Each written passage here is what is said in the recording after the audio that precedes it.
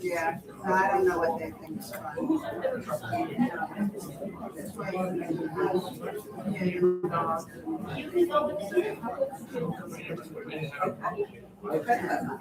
You're it. We're gonna tag you. Yeah.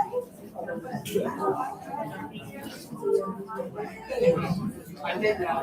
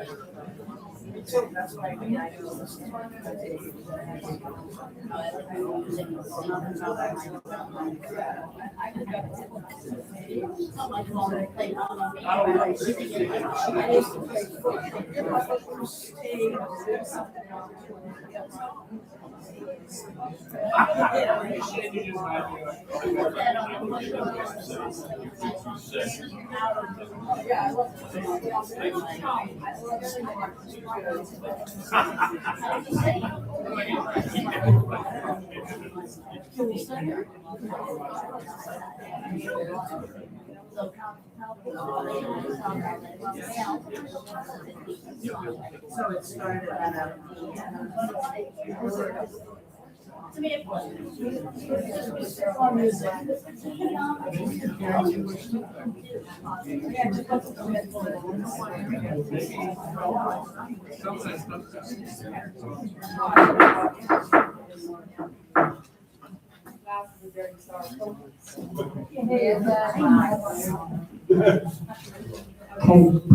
Okay, here we are. I didn't realize my glasses were as dirty as they are, so hopefully I can still read. Good evening, everyone. The board appreciates the participation tonight, especially with all of the holiday festivities going on. And oh, I thought she was asking me a question. But we're thrilled to see the turnout that there is. Out of respect, we'd like to be able to have everybody silence their phones at this time and remove all hats. We're going to have a moment of silence, and I still haven't had anybody come up and put anyone's name on this. So I think tonight,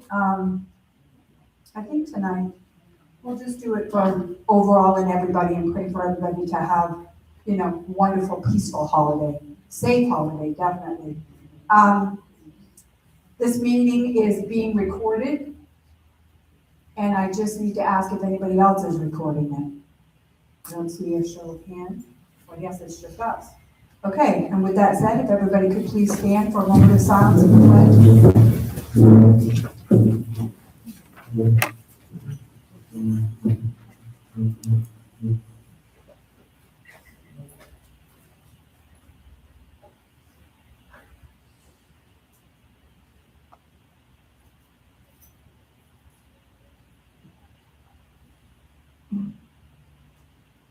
I pledge allegiance to the flag of the United States of America and to the republic for which it stands, one nation, under God, indivisible, with liberty and justice for all.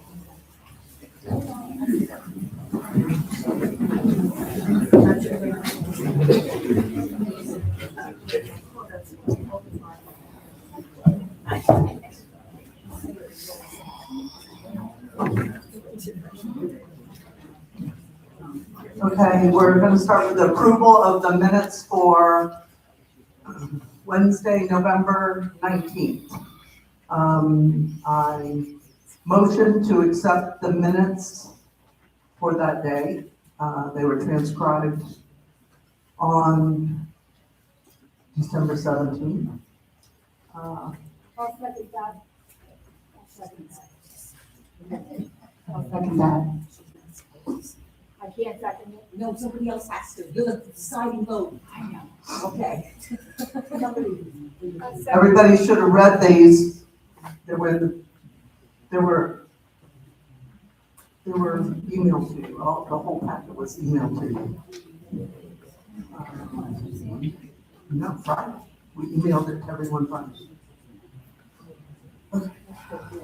It was a download that was added. The download. Did you get it? I did. Amen. Amen. Thank you. Pretty easy. Woo-hoo. Okay. All right. Well, you've made the motion. I second it. Gladys has seconded. Any Discussion? No? I mean, we can't help you. That was, All those in favor? I, All those opposed? Yeah, so you're gonna be. Okay. You just look at us that abstain.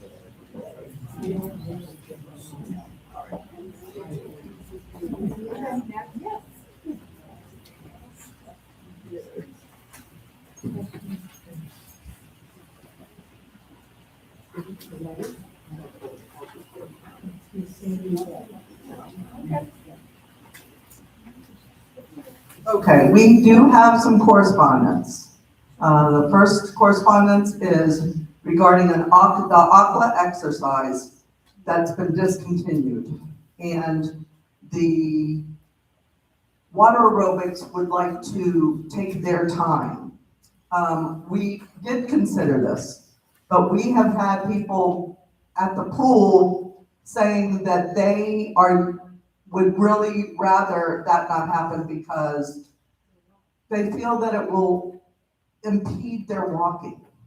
And they always look forward to this time of year when they have more of the pool to use. So,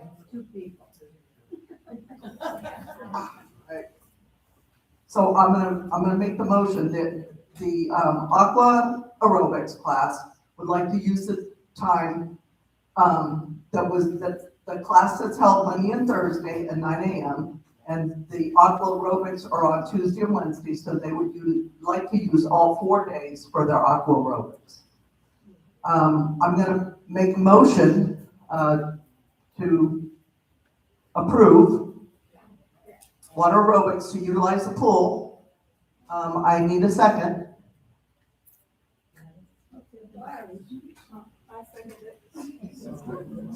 Okay, do we want discussion on this?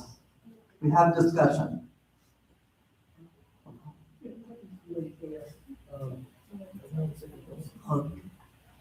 How much time do they take up for their classes? 1 hour. And 1 hour. And how, what's the capacity of the pool? 36 people. And are there quite a few people there at those times? And is there a large portion of the pool still available to members? Then I don't have a problem. Thank you. Thank you for that. Okay, so I'm gonna motion approved. It's been seconded. All in favor? Aye. Okay, water aerobics. You're going to have the pool that Monday, Tuesday, Wednesday, and Thursday from 9 until 10. Then we have a letter regarding, I'm gonna read this. Several daily pool users have asked about creating a pool committee. We'll brainstorm to come up with ways to improve the looks of things at the pool, new paint, new furniture, possibly upscale the fencing. We'll take it upon ourselves to raise any money needed to make these improvements. Hoping to have several special activities at the pool at specific times. This too is still being brainstormed. We will accept anyone that wants to help, and of course, we will have a chairperson to coordinate everything. Our meetings will be at the pool, therefore, we won't need a designated clubhouse room or time. We request your permission to create this new committee club. The committee chair and members will be submitted to the board when the committee club is finalized. Thank you. From Sandy Lewis. We have spoken about this. I'll leave it for discussion. I'm going to make the motion to create the pool committee.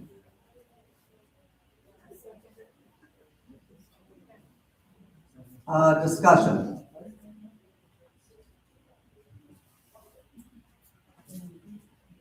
I know in our discussion, we have thought, this sounds a lot like a social committee to us. You're trying to split hairs here, There's a few things that we came up with this pool committee. First of all, we have several committees right now that we can't find volunteers for. And we'd really like to be able to see somebody do the social committee and then maybe work with people at the pool with some ideas that they may have. I think that that's where this would fall into. So,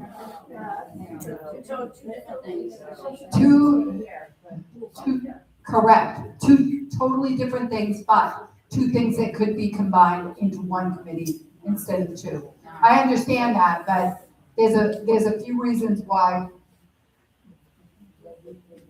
And we're also still looking for unit reps, and we've got so many things that we need volunteers for, and everybody just wants to do the fun stuff, and I understand that. I'd like to do something fun too. But here we are. so Anybody else have anything to add? Yeah. To give you more information.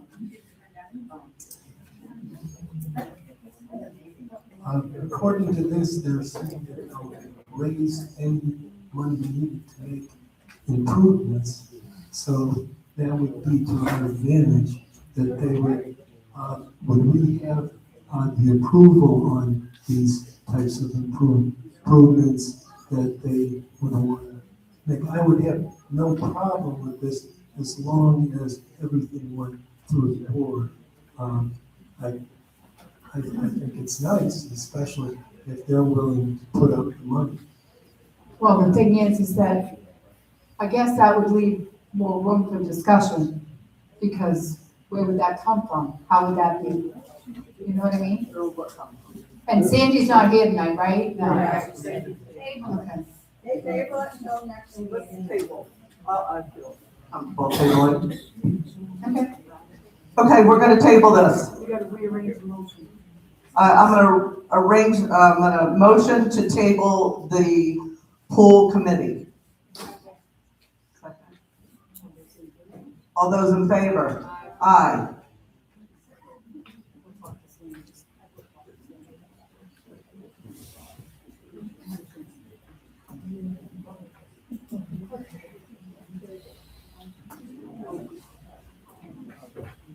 Okay. I guess it's time for me to say something. First off, we had somebody come up and ask for us to remind people that if they're sick, please stay at home. Don't come into events like this and pass those sicknesses on. There's a terrible viral cough that's out there. There's also COVID's back and fairly rampant from what I'm being told. People are being tested for flu and stomach viruses. So we have somebody that's concerned about this. You know, any of the groups that are in here, any of the events, we know you wanna join in and join with everybody else, but please don't share what you have with them. So stay home and keep all of us safe. I appreciate that. Thank you. The other thing I wanted to talk about was the golf cart parade. Although Miss Jane is gonna talk about it, it was absolutely wonderful. We're still getting raving reviews. Please stand up, the two of you. You did an amazing job. Where's Jim? Everybody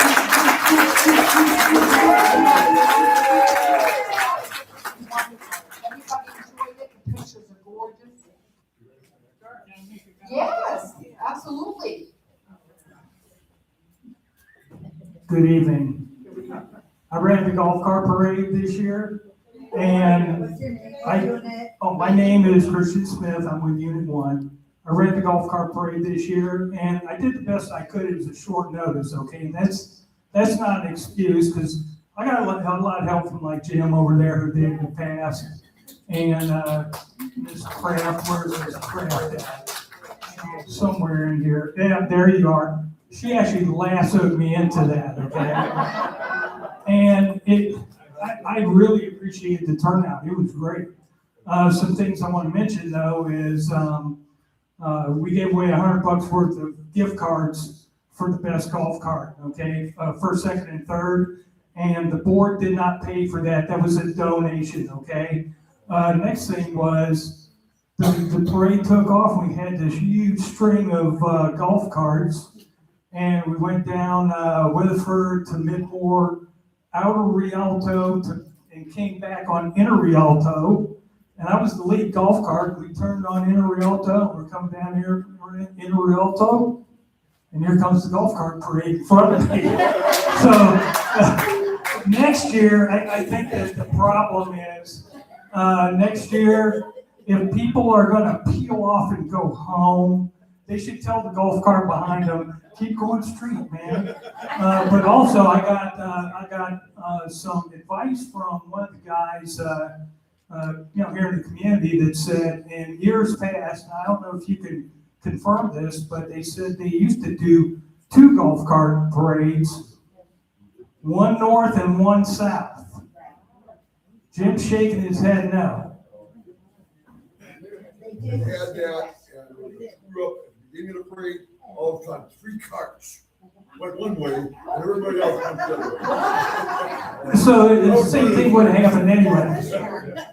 But actually, we have so many golf carts. We have almost 40 golf carts. And if we have that many, we can, I think we could do a parade north and south, because I know people want to peel off because these golf cart batteries only last so long. And there's a lot of miles of road here in Brookridge, and everybody wants us to come by their home. So I'm brainstorming now. Maybe next year we could get, we get enough golf carts. We could split it up so that more carts can stay in the parade.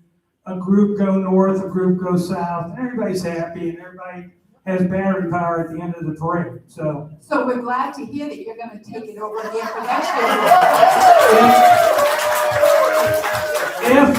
If there's a mighty big if too, if I'm still around, and if nobody else has taken over. Thank you. But also, I just want to thank all you guys and you guys for the support. That's what made the golf cart parade what it was. I enjoy it every year anyway. So to your questions, have a good meeting. Thank you.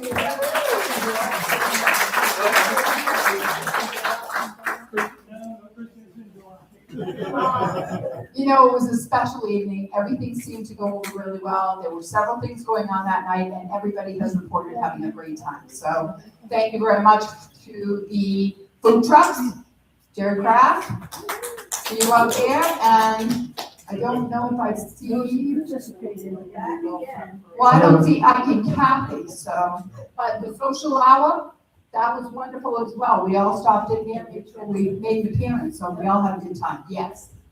I just had one quick comment about the parade. It started 30 minutes later than the schedule that was put out, and that was on me because the sun was still up at the scheduled time we were supposed to leave.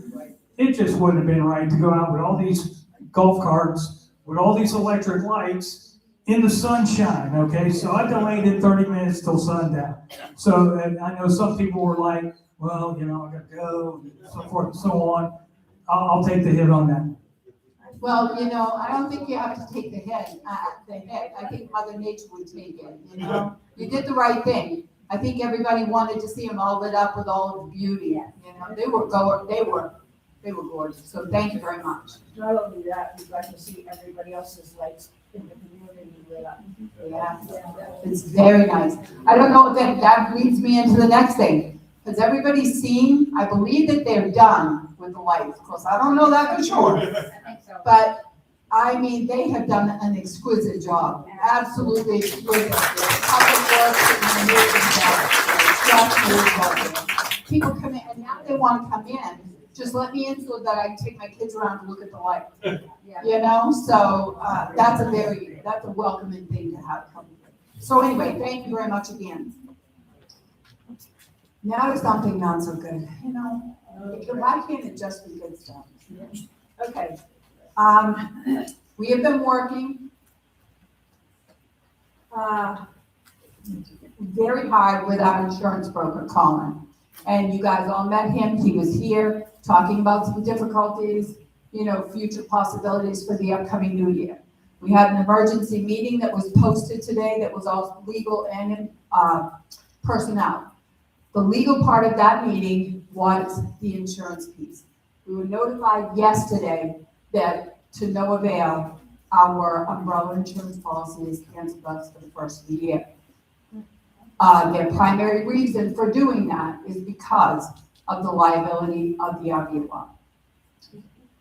So Colin has been looking for a different policy that will umbrella and encompass the RV law. Oh, okay. These have their own insurance. Okay, so, so we'll answer some questions as we can, but this is what we know right now, and this is what we had to go through. The RV lot is not totally owned by Brookridge. The county owns part of that property. That property has been put back on the market. They've had a couple of people look at it, no buyers yet, but they have had a couple of people look at it because it encompasses a huge amount of land out there. So with all of the activity going on behind us or beside us, whatever you want to call it, and including the access road, all of those different pieces factored into it. There were other things, but that was the primary piece. The thing is with the RV law, what we also found out in researching this was that back in 2019, there were double votes on whether or not to have people pay to have the RV law. Both of them were voted down. But we believe this insurance problem went back to there. Auto insurance has been talking about this being a massive liability for years. Although the RVs do cover, the RVs, trailers, and what have you, they all have to be registered and insured, but that covers them. We have holes out there where the turtles have dug through and they're caving in. We have some different things that are going on with the property. It needs to be renovated, and that's going to cost a lot of money to do that. But that's not even the piece. We did find out that we believe it started back in 2019, even before, because auto insurance, auto owners was with us at that point. They've been informing, according to Colin, for the past 3 years, we've been on a wing and a prayer. They wanted us to find somebody else. We just found out about this. He let us know because he thought that auto insurance would allow us to flop over again this year and give us a year to find somebody, but they're just not willing to do it with the property up on the market.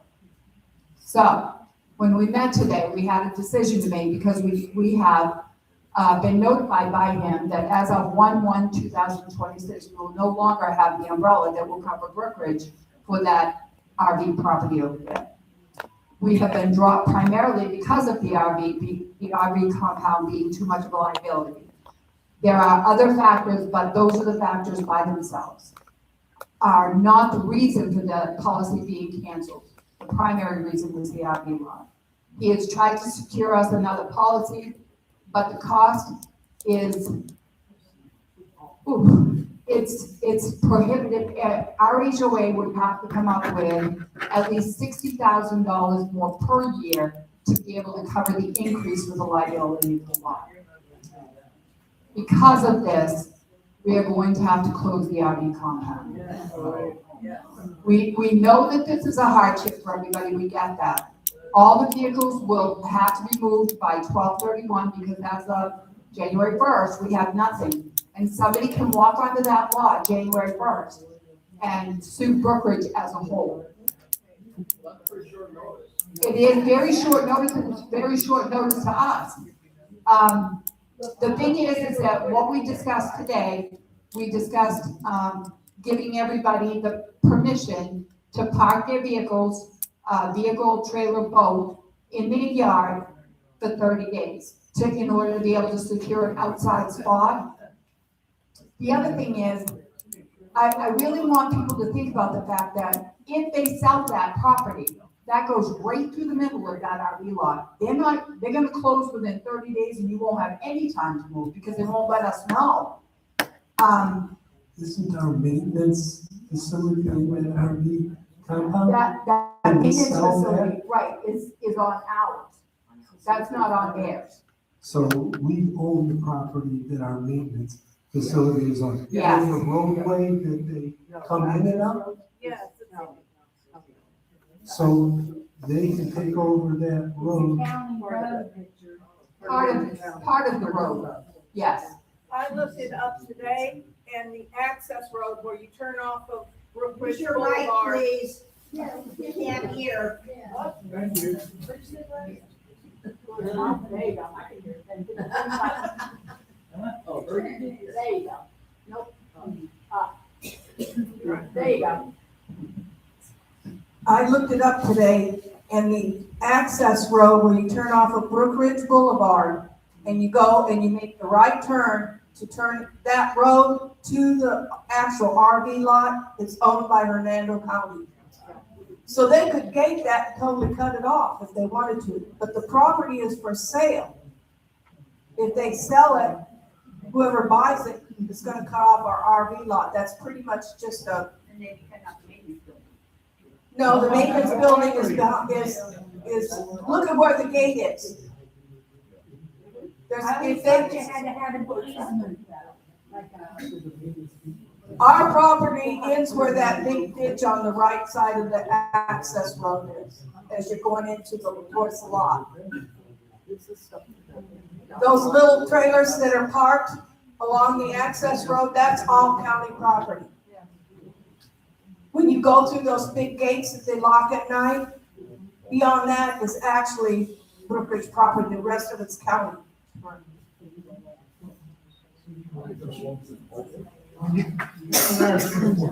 When you go straight in from Brook, from right, Can you come, okay,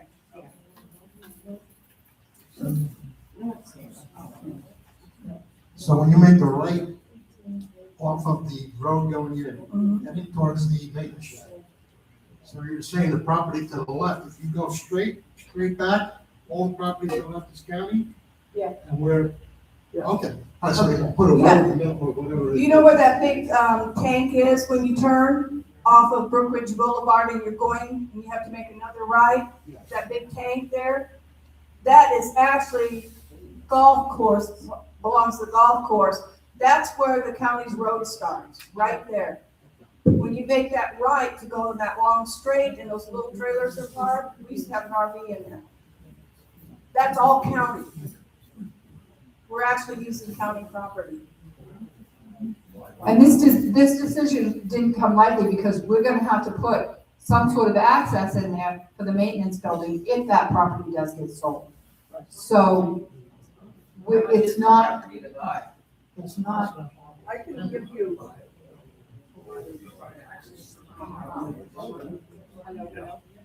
I can give you an idea that the insurance is going from 16,000 to 93,000 Okay?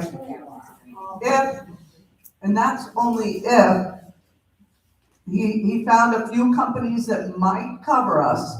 They'd have to come look before they committed, but if they covered us, it would be at least $93,000. And so that's way out of our, way out. That's the general liability. That doesn't include the umbrella. That's going up Right. too. That's right. Ruth, do you want to come up? You got nothing? I thought you had something. Hi, my name is Ruth Bryan, Unit 1. I just inherited the RV compound. I inherited the compound, helping Bill out. We want to wish him all the best. But my team and I have been working really hard to get all these records in order for 2 months. And right at this point, I thought that only a third of the people are donating to keep this compound running.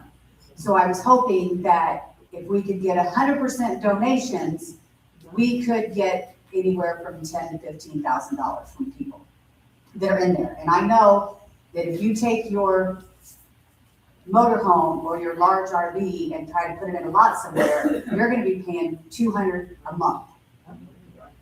So I was hoping we would have a chance to go to the people that are on there and ask for donations so that we can keep this running. It's all your own. Still not enough. No, it can't be separate insurance. And, Can Brookridge buy but that's all I have. I mean, you can ask Jerry, but every time I ask him, he says no. Maybe you can give a different answer. We can't even get the assessment. Okay, I can probably better explain it. Okay, back in 21, the county tried to sell the property and make us move, of course, move the fence back. Fence was actually supposed to go on the opposite side of the access road, runs all the way down to the cement of the main building, and then it goes, that's ours from there on. They wanted us to come in off Grove Road to access the maintenance building. Okay, as far as the money goes, she's correct with the 93,000. The general liability did go from $16,676.11. They got it proposed anywhere from $93,999 to $98,378. But they have the umbrella, which is at $13,121 right now, is expected to go up $78,000. That makes it a grand total of $140,000 that the insurance is going up.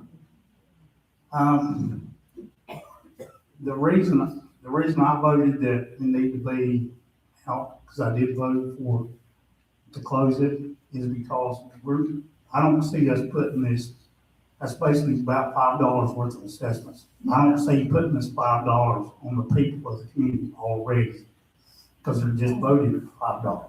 We'd have to use every bit of that to cover the insurance.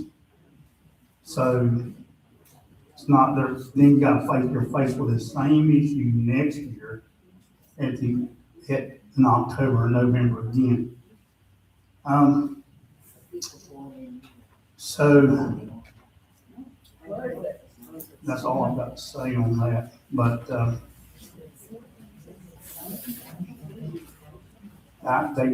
suggestions came up about selling the RV compound to somebody buying an RV compound and getting their own insurance, that kind of stuff. There's so much stuff in there wrong, which makes it hard to get insurance, because not only is it paid part of it, but it's like a tripping hazard, because the pavement is about 4 to 6 inches higher than the grass, the sand. Then there's gopher holes that are made, gopher turtles, which have made dug underneath the sand, that could collapse at any time. There's a lot of issues in there. And the thing about, somebody mentioned today about letting people have like 4 to 6, 90 days to move whatever. Still gonna be, that's gonna be a problem too as well, because some of those trailers probably belong to Canadians as well. So you don't know how long it's gonna take some of those trailers to be moved out of there. But I think if we get most of them out, and we show there's no activity or anything, and we're moving them, that maybe we can hold off. But these premiums are gonna be, as I said, 140,000. The payments are gonna be the biggest, it's gonna be the first of each one. So that 98,000, it may be, the first payment may be 45,000. And then the other one might be, the one that's 78,000 might be 35,000. So you basically got to come up with about $100,000 right off the bat, which would be in January. So I'll just. Jerry, you're saying that there are turtles in the land depth? So Yes, there's no way the county can actually sell that property before they remediate it. They have to remediate the those are our property on back. or no. You're sure? We haven't seen it. Dig a hole on their property, but that's not our problem. Well, yeah, You're gonna help with the shovel out? because it's very expensive for turtle remediation. I just want to make sure. Okay, I'll just say one more thing. Like I said, we worked really hard to find out who's on what property, and we've got several trailers, and we don't know who they are. They're just maybe parked there, there's absolutely no record in the files. So I'm gonna quickly read off these numbers. If you know, if you're on this number, you need to get a hold of us. 27, 46, 58, 65, 175, 223, and 516. All of the other 220 some spots, we've got records on. So, well, they need the opportunity to know that the records could have got lost somewhere. So, possibly. Is there any way we can get an extension on this insurance to give people time, like you said, Canadians, all these Auto insurance was very clear. They're done as of 12/31/25. January 1st, we have to start a new policy. Okay, right, thank you. I mean, if you give me that listing, we could do a blast email and just send it out there, see whether or not anybody recognizes it that way as well. Because we're gonna have to do something with them. And there's a lot of vehicles that have been sitting there, they're junk, they're not movable. They're gonna need to be towed out. Sam's Towing has offered to help do that, and I have his number. My name's in the book, my number's in the book, if you need anything. I lost my phone. Thank you. Don't worry, there's plenty more for you to do. Okay. Yeah, I want to ask you this one. I got a question on the lot itself. Are they just selling a portion of that lot, or are they adding it to the property that's behind it to possibly build something? What can they put on that lot? I'm not sure what they can put on that lot. We haven't asked what they're doing with it, no, but they can use it. Sure. Can we buy that? Can we buy that? It isn't one small piece of property. Oh, That that's road, the road is part of a big piece, the county owns it, goes way back. All right. It goes all the way back. It could easily be developed for homes like Condos. others, yeah. But they can't get to it. Yeah, they can get to it, they can get to it from 50. If we have to get rid of all them trailers and everything, what are you gonna do at maintenance? Where are they going? Well, the maintenance building is on Brookridge property. How are they The gonna thing get is, to they it? don't have access to it. So we'd have to make sure that they had access to the building. How are you gonna do that if you don't have Well, I access don't to know, it? those are all things, when we get there, we'll be there. But So other than maintenance, we own where none of these trailers are at, it's all the RV compound. there, We own none of that, correct? I didn't say we didn't own any of it. That's what I'm I said, asking. that we don't own all of it, that's the thing. Okay, And the part that we don't own right. is county owned, and it's the road that gets you in there, and it's all of this off to, what would it be, the left-hand side.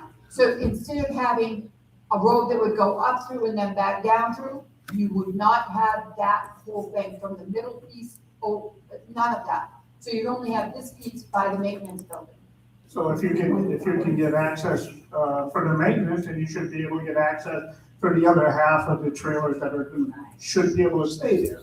You're not under, That's not the problem. The That's not problem is the- the insurance companies will not cover us for an RV lot, period. You said because it's up for sale. But No, that's not what she said. No, That's- What you said. That's a second part of this. that's the secondary part of this. That's very secondary. We don't even know, the county has been trying to sell this land for 5 years. Yeah. So who knows when and if they'll sell it. That's a secondary part. The biggest part is we cannot insure the RV lot. They will not insure the RV lot. They say it's a big liability because it's our property and they will not insure it. The other thing is that since the development has started, there's more activity. I'm sure that you guys are all aware, all of those for sale signs out there for commercial property, and people are scoffing those pieces up. Because now that that development is there, this place is booming. So it's not, I don't know whether they're gonna sell it or not, I don't know. But that's right, that's secondary to what the insurance company is saying to us. Lori Costa, Unit 6. I have an RV in the compound, and I'm just wondering, what, are you gonna be sending, is there gonna be a letter or something? I mean, I just happened to be at the meeting tonight, and this is the first time hearing about this. So now I find out with everything else by December 30. We're gonna, Ruth is right behind you, we're gonna do a blast email that will be out there with the trailers that are on lots that she needs to be able to know who these people are.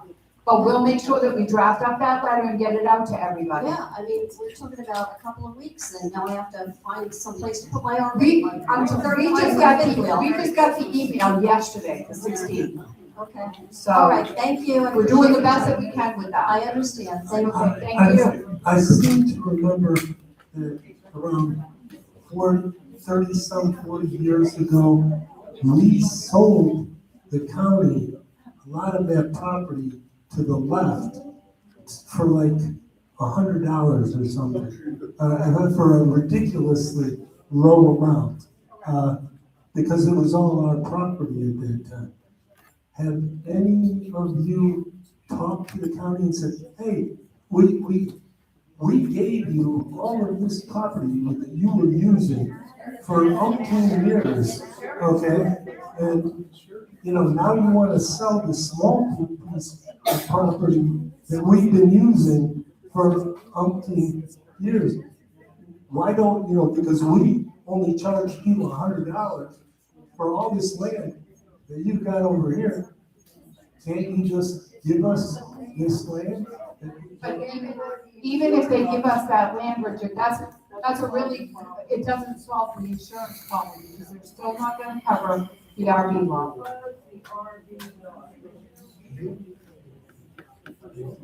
Just be honest.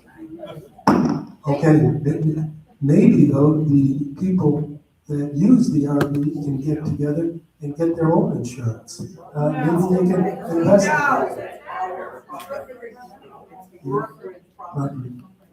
Yeah, they'd have to buy a piece of property in here and transform it into a lot, but it would have to be their property. Like the golf course has their property in here, well, over there. Well, I don't know where I am right now. But it's somewhere over there. It's over there? Thank you. So it would have to be like that, but then they would be responsible for all of that. So that's something that, I don't even know if they can do. But right now, the primary thing that we're looking at as a community, because that's what we're here to do, we're looking at the fact that they're gonna stop that insurance. And in order to be able to find a policy that will cover the rest of Brookridge, we have to show that it's empty. Otherwise, they're not gonna cover it. If the people 60 days, 30 days, right, it was And I understand that. I can There- make their driveway, because they keep it 30 days. They can keep it 30 days in their driveway, yes. If it's 60 days, I mean, it's. Okay, well, first things first. It is January and we understand that it's a rough time of year with all of the holidays and everything going on. We don't want to do this either. But I also know from having an RV in here, and I couldn't park mine in here because it was full. So I got one and it was way out on 98, almost to 75. That's where mine was. And it sat there for almost 8 months until I got a lot in here. And then I sold it because it was too much of a pain. So that was the difficulty. As far as extensions, you're already talking about an extension without giving yourself the opportunity to at least look out there and see what's available. Give yourself the chance to do that. See what you can find. And if you do have difficulties, come talk to us. I'm not gonna sit here and say that we're gonna extend everybody's. Somebody's gonna have to show in good faith that they're trying to find a place. And that doesn't mean to look at 4 places that are directly around Brookridge. And because each one of them is $150 and you don't wanna pay that you still have to move that RV. We're gonna do our own research and try to find some lots for everybody. That's what we're committed to doing. We're gonna, if this one has 7 lots that are available, we're gonna put that out there so people know, over here, there are 7 lots available. This is the price of them. And a lot of these places their price point is based upon the size of your RV or whatever you're gonna put in there. So, we'll do the best that we can. Yes, Christina. We thought about that too. But you can't be covered for insurance wise if we put it in the parking lot here. Well, you can't put it in the parking lot here. We thought about that because we have social events and because of the water pipes breaking, we had to put that fenced in area up. So we've lost parking there. So we need to make sure that we keep as much parking here at the clubhouse for the events that take place. I think one thing I want to say is, I hear what these guys are saying about, well, why don't we just buy the land? But the problem is not whether we own the land or not, it's the insurance. And I get it, I mean, first of all, let's not blame this board, because I've dealt with insurance companies that tell me at the very last minute, when I go to renew, my policy doubled. And they don't want to hear, well, wait a minute, no, you pay or you don't, that's it. That's the way insurance here is in Florida. So the only suggestion I have is that we blast out on Facebook, we tell all our friends, we make sure we get the word out to all these people so they have the maximum amount of time to get their vehicles, their trailers, all that out of the RV lot so they're not left hanging. And I know there's probably a lot of people that are up in Canada or who knows where in the middle of a blizzard, but we still need to try to inform them as best as possible, okay? So, all I got. Thank you, Christian. But the other thing is, don't think that we're gonna leave everybody hanging. We're gonna start calling these places and looking and finding out what's available out there, because we don't want anybody to be stuck having to worry about where they're gonna put it. That's not what we wanna do. I can't see this is on Action Street. Have we discussed changing the rules so we can park it in our driveway? Or on the side of our house or whatever? Well, I mean, There's other places that have them. I understand that, but the majority of the driveways in here don't substantiate the vehicles you want, let alone an RV. What if you have it? What if you have the space? If you have the space, The ACC guidelines address RVs and how they have to be, very specific as to how they have to be covered and hidden from the street. You can't park in your driveway except for 3 days. Well, I would suggest that's what I said, changing the parking lot. I don't know, they tried talking about some different things before, and as you can hear, it isn't well received, because people that live next door to that don't want to. And that's why they want it in the RV park. Then you have to figure out something for an RV lot, for the Okay. homeowner getting this place. Okay, And one of so, the reasons some of these people bought this place, bought in there, was because there was RV storage on site. We understand this. And again, this is not our fault. I got that. We can't pay the insurance, so I don't know if anybody has an idea how to raise some money to pay the insurance,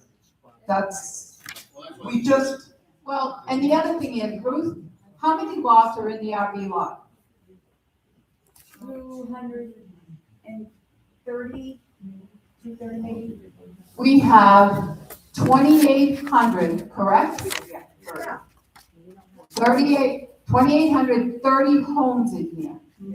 You're talking about 200, less than 300 lots in that RV. This board is supposed to be looking out for the community as a whole. Yes. That's all we can do.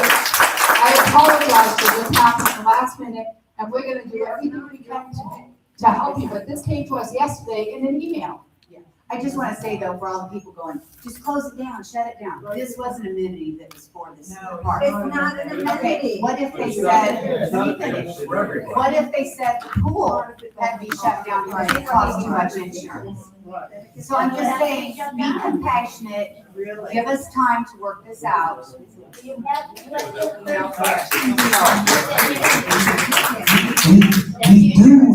We do have a very, very large area, in Brookridge, 7 acres, which is between Del Rose and Del Rio off of Nova Scotia.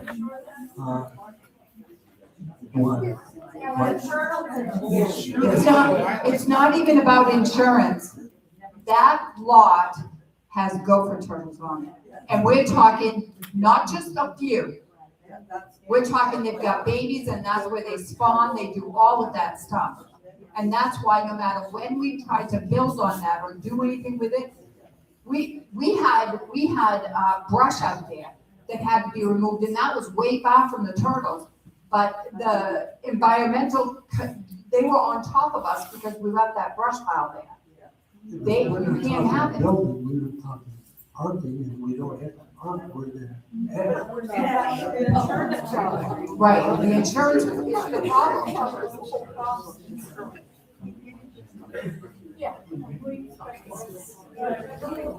I'm sure that was very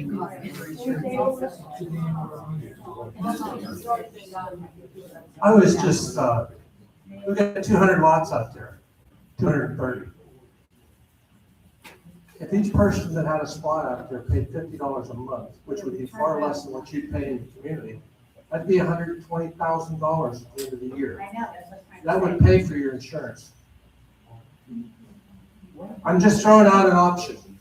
If the people, and I'm one that uses it, if I'm willing to pay, and I'm sure, and the other thing of it is more than half of the units out there are not big RVs. They're little trailers. People can't put in their driveway. they'd have to pay it in a lump sum. We couldn't have it like paid monthly. That would have to be paid upfront, the whole year. So basically, is that a possibility that if everybody would pay the $600, which would be for 12 months, that would be $120,000. Okay, and I hear that, and that's wonderful that you're trying to think of different ways to be able to resolve this, but you're still talking about whether or not the insurance company will even cover it.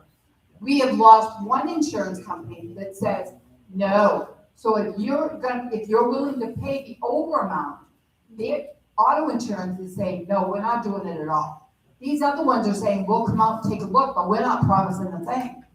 I'm curious, High Point has an RV park that's. Okay, I want everybody to go over, because High Point is not gated. I want everybody to go over and take a look at that lot. And then I want you to remember, it's totally concrete. They've got it fenced off. they've got it secured, they've got it watched, they have spotlights, they have fobs to get in and out. They paid a fortune for that, and they pay a fortune to park there, Right, okay? but they have insurance. Well, I don't know how they're insured, but I mean, I could check it out. It's just an idea. I hear you. Lynn Southwood, Unit 4, we all have carports. Put some ladders up on your carport and park your trailer under there. Put your car in the driveway. If you have to add a second driveway, I'm sure the board would work with you. You can even put pavers, $5,000, that's what I had to do. Cheap money. Put your trailer under your carport, put your ladders up. Extend your carport a little bit. Yes, you are allowed to. I have it, you are allowed to. Mine isn't messed with. Okay, so, I mean, Does this not. is something, if anybody wants to try to work something out, I don't know what you're gonna work out, because we're gonna go back to the insurance table. I've already, called Colin, and we're going backwards, and I know that some insurance companies are gonna be coming in and taking a look. But they'll be looking at the park as a whole. So please get a hold of Ruth. I know that we'll do the blast email with those trailers, and we'll do everything that we can. But like I said, we're looking at a 30-day period of time, but everything has to be out by, 12/31. My birthday. Okay. Treasurer report.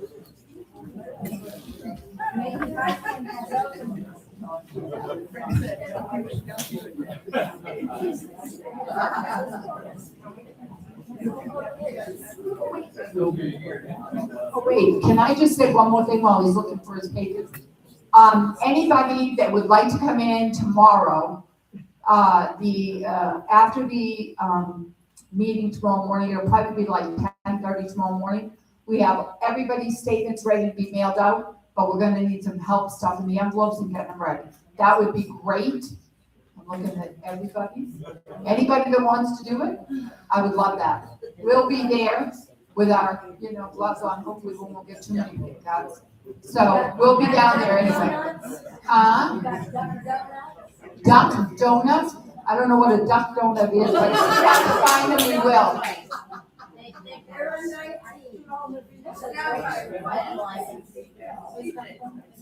Right next to me. Okay, we'll see what we can do about duck donuts. Bacon and caramel. Bacon and caramel, are you putting in your order?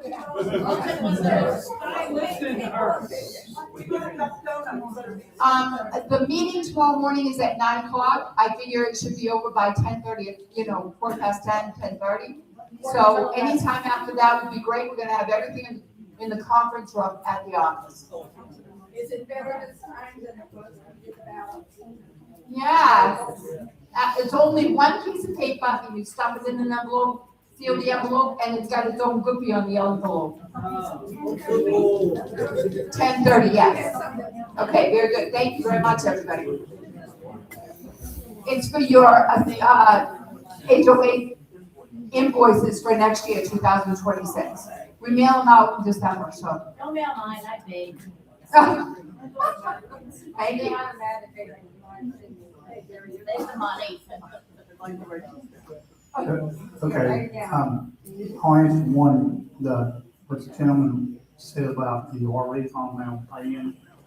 You would have to come up with about $70,000 the first month, because that's what we're talking about, the down payment of both premiums.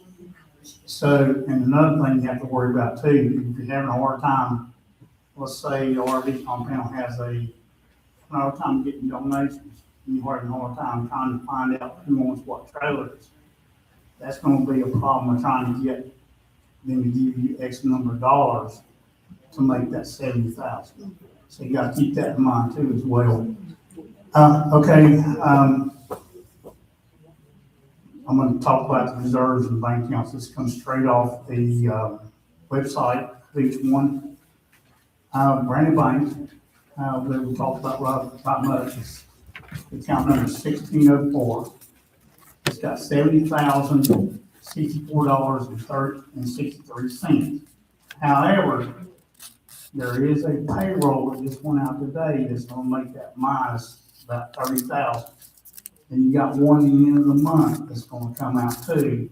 So that would make that 10,000. If that was all, but we are getting deposits every day, so I feel like we're gonna be, like I said last month, close to about between 25 and 50,000 by the end of the month. So we are gonna make it to the end, like I said. These, of course, the sweep account, 3501 is $2,000. Capital City donated, the donated funds, 35,462. And while I'm saying that is the reports in the past have had $25,000 on it as donated funds. Well, that was because me and Val yesterday, not here, but yesterday we did some research for the Aubrey compound and the beautification committee. So we went back and looked at the bank statements, everything on Capital City, and we pulled up what was in QuickBooks. And we found where they had took off $10,000 two times for the amount of the chairs in January. So one of those chairs was supposed to go back. So that's why that figure never read right. That's why the bank's saying 35,000, but QuickBooks are saying 25 because that was an error done by. The rest of those numbers, Capital City checking is 5422.45. Trust Bank is 5,665.02. Most of those three accounts there, the smaller ones, is what you basically got to put in it or started out with whatever to put in it or had to put a CD or a money market in it. That's what the initial deposit was like, $2,000. Okay, the reserves, Granite Bank money market, $232,017.49. The CDs are basically the same because they don't get much interest. 159,978.14 is one. 152,840.65 is another. 104,986 and 6%. Those three CDs right there basically mature monthly. I'm not told the board this, I'm not running this by them yet, but anything we do next year, because we have to vote to move that money, like whatever's put it in another bank, there will go on this kind of stuff. I recommend those three CDs right there get used for, say, any of these projects down here, like paving the roads, that kind of stuff, that it comes out of those. So you don't have to move them and look for a CD that only matures only a month now or 2 months from now. Trust Bank has a CD in it, $42,255.60, $212,495.16. Other one. Ozark has a CD, $250,191 and 1 penny. Ozark again has $117,811.64. You're gonna see a blank space there. I checked with Capital City and in January today, the statements that we get from the bank are showing that it's in capital, that it's in 9407 is what the 925,872.48 are on the statements, but on the website, Capital City, it's in the account that ends in 8042. Ed Jones has $1,462,627.76, bringing total reserves to $3,601,077.37. Jerry, the Capital City account that has over 925,000, that's a reserve account. that's always been used for funding our road projects. Were you aware of that? Yeah, I'm aware of that. That 925 was split up between, I looked at that statement today, it's split up between, I think, 5 accounts, 5 different banks. Each bank has about $245,000 in it, and one bank has about a little over 100,000. But yeah, Capital City is reserve account, so is the Brandon Bank CDs as well. But the Brandon Bank CDs only made about $100, maybe $100 every month, maybe.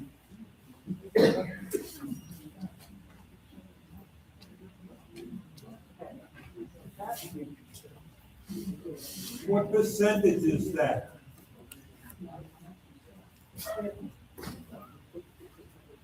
Edward Jones usually runs about roughly around 4.5%. The money markets, I don't have it on this paper, but I can tell by looking at it that most of the money markets are somewhere between roughly around 4%. The CDs are probably not that much because, like I said, they run anywhere from $50 to $100 in interest every month. They're probably less than 1%. So Jamie asked me today if she thought we should move those Brandon Bank CDs because they mature every month. And I said, well, by the time we vote on it, which would be January, we may need some money for the roads and stuff. We might just have to find a CD that only matures 2 months later. That's ridiculous. So, you know what?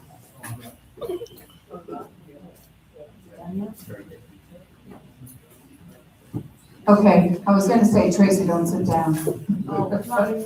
Yes, Tracy has an update on, the secondary gate. And so I've asked her if she'd come up and spend a couple of minutes talking about that to let us know what the update is. Or before she comes up here, I have to add one more thing. Jamie said today that she predicts that by the next meeting, we'll be able to have stuff on the website, more financial on the website, that will not have that disclaimer on there. Because they've almost got to the point to where they've reconciled everything to match QuickBooks. So you will have a profit and loss statement that she will consider accurate and everything. She said she thought it would be 2 weeks. She got done in the next 2 weeks. Give that girl a candy. Good evening. My name is Tracy McCumber. I am the chairperson for the. Can't hear you. Sorry, I'm the chairperson for the Community Development Committee.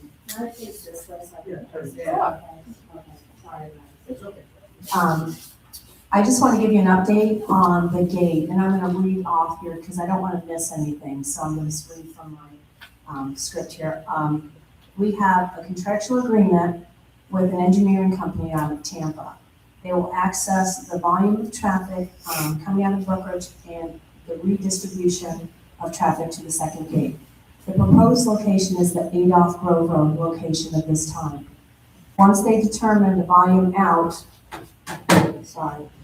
then they can determine the percentage of vehicles that will utilize the second gate.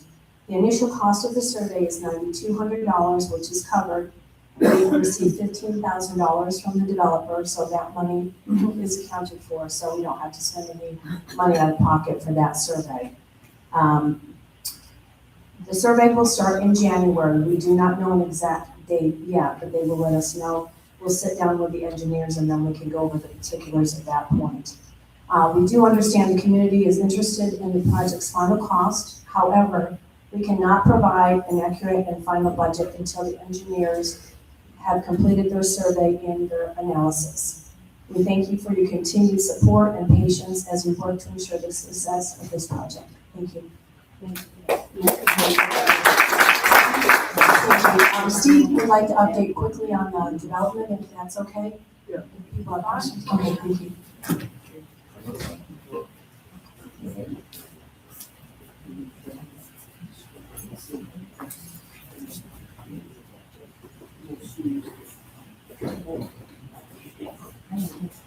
making sure this is on. Steve Smetto, Unit 2, is part of the development committee. Just a quick update, as you've probably all seen if you've driven past Lines to Grove. Construction continues with regards to finishing up Rooms to Go, which is the single biggest building over there. And I didn't realize that's pretty doggone big. Anyway, nonetheless, as you may or may not have noticed, there's also a spot. Apparently, there's going to be one of those 15-minute oil change places going in there very close to the Olive Garden. That's, of course, already been up and running for months, right? They have broken ground with regards to the EOS Fitness Center. That is going to be towards the back, as you probably know, is towards that frontage road. But they are working on that. Mission Barbecue should be open shortly, as will be the Dutch brothers, although someone tells me it's bros. Anyway, big one. Coffee. Quite honestly, I do not know who's going to be taking over the middle portion of that building, because there's no insignia, there's no signage, there's no anything for that, right? And of course, the other building that you can see with the plywood and that stuff is Outback Steakhouse. So as of right now, I can tell you that the official line on the website is that there are 2 more spots open. I'm not sure if that means that there's only 2 lots that they haven't pieced out yet. But seeing as the amount of space that's left there, I would think that there's probably be something more than that. Yeah, well, it's funny because I did look, I went on the internet, and at one point in time, believe it or not, and I find it hard to believe that apparently they had contemplated a Costco there. But I don't think that's gonna happen. Because, yeah, well, I would think if maybe Rooms to Go in there, maybe there might have been enough room for Costco there, but not anymore. So. Completion date on Rooms to Go, Mission Barbecue. As this time, no, but I can tell you that having just driven through there this afternoon, it looks like the coffee place and the Mission Barbecue look like it could be any time, because they've got the drive-through with the menus up already, so it won't be long. In fact, for obvious reasons, the sooner they can get those up and running, they're going to want to start making money, right? So, as you can see, it's actually to our advantage at this point in time that they're a little bit behind schedule, because originally they had told us that development should have been, if it had gone according to plan, been totally filled out, built everything by this past September. So the fact that there's still things ongoing and the traffic is less really benefits us in our pushing forward with the second gate, right? Because the later that comes to fruition, as far as that being full and totally operational, the better for us, right? So anyway, anybody have any questions? I'm not sure I could get anything more specific, but.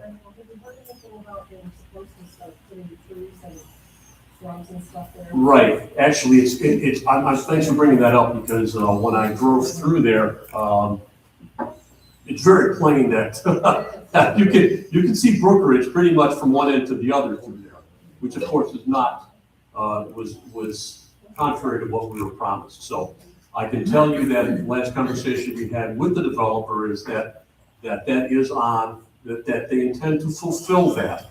Now, to give you a time frame, I can't do that, okay?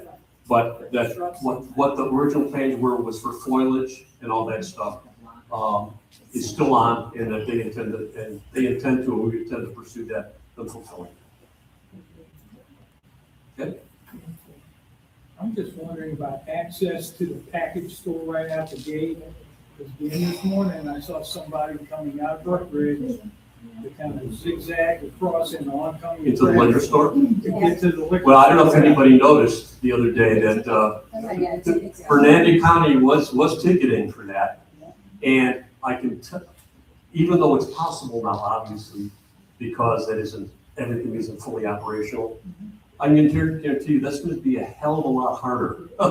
Once all those stores are full and that traffic coming in there, so they're not going to want to do that. Okay, and again, all it'll take is maybe a couple days of a sheriff sitting there handing out tickets and, you know, or, God forbid, you know, a nasty head-on collision there, which nobody wants, to bring that to an end. The only way to get there is to go up and do a U-turn. That's correct. Or go out of the park and come double You back. can't do a U-turn. On the- There's no U-turn. You don't have to go out of the park and come back in then, okay. So they should have access from. I'm not a drinker. I'm just kidding. But yeah, no. And again, it's just, you know, of course, until all that happens, right? But when that happens, it's gonna be, again, I would think that it would be self-correcting. Maybe you can put in good workforce to do it. I do, the owner of the liquor store is saying that he was supposed to have an entrance when that all got done. And so now, because it didn't get done, he has reapplied now with the contractor and with the county to get his entrance cut in so that he has an entrance. But apparently there's a fight going on. So he is trying to rectify that. It was supposed to be done, apparently when everything else was being done, it was supposed to be done and it didn't get done. That's his story. Exactly. Thank you. But thank you for the update, Steve, we appreciate that.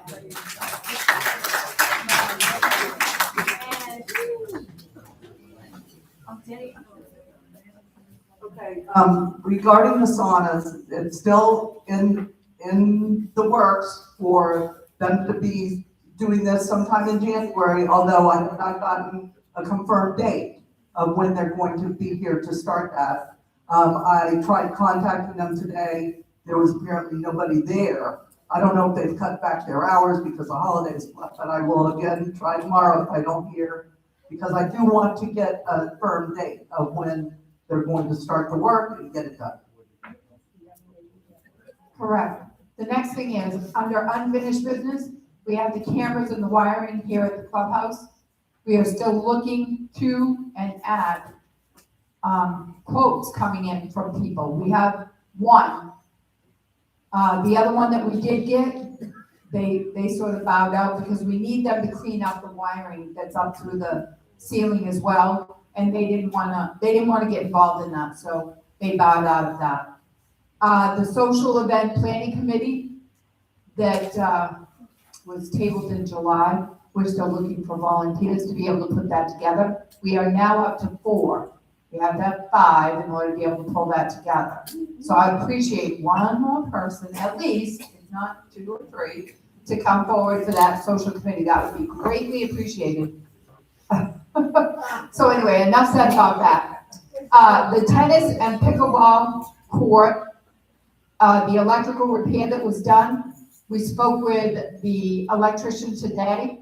What they did was they dug a ditch. They made sure that they re-hooked up what was broken underneath ground, and now they have the fans, the water cooler, which is something else I'll speak to in a minute, and they have lights over there. If they want to play at night, the big lights off to the other side light up the whole, so they can play on that opposite side until we figure out what to do with those other lights, because those are costly, because per each, they have to get up onto the top in order to be able to fix whatever's going on in there. So we're working on that, and hopefully we won't have to do that right off. We're also seeking bids. That's I'll let you talk on that. It's okay? We're seeking bids for the stage to have it refurbished. And I don't think we have anybody to date, no, but we are seeking bids on that. And remember, 'tis the season. Most people are either gone or call me after the first of the year. They're giving us all kinds of goodies, but we'll make sure we keep you guys updated on that. But as far as the water cooler that's out there, we had a water break that was out close to and could have affected that area there. So we're gonna have it checked out, but for right now, it's out of order until we get somebody to come in and be able to test the water, figure out what's going on, know what we have to do, and then we'll bring that to you when we have those as well. Okay. We're going to the new business, we're gonna be tabling the SOP that Roberta was supposed to speak to because she's not feeling top shelf. Lucio DeGuire, you had questions about this. But for right now, she's not gonna be here tonight, so we're just gonna table it for the next month's meeting. The approval, that's me, the approval, the pedestrian gate, here we go. Okay, this was, we have a bid that we talked to you about before. Out of what we have received, these seem to be not only the most, cost effective, but they also came with a lot of different things. So I'm gonna give you the short end of what we were told. We were told that this project includes repairing the pedestrian gate and installing a new, easier to use access system. The gate will be upgraded so it opens automatically, making it fully ADA compliant and easier for the residents using wheelchairs, walkers, strollers, and scooters. For security, the gate will be equipped with a strong magnetic lock that keeps it securely closed when it's not used. How the residents will use the gate, they'll push a button on the inside of the gate. It will allow residents to exit easily. On the outside, residents can enter using a key fob held near the reader, a smartphone app, which they'll have availability to use when you approach the gate. The new gate system is, it's a new access system that will be installed to manage the pedestrian gate, resident vehicle gates, and the barcode access. It'll all be wound up going into one. So I think that this is gonna work really well.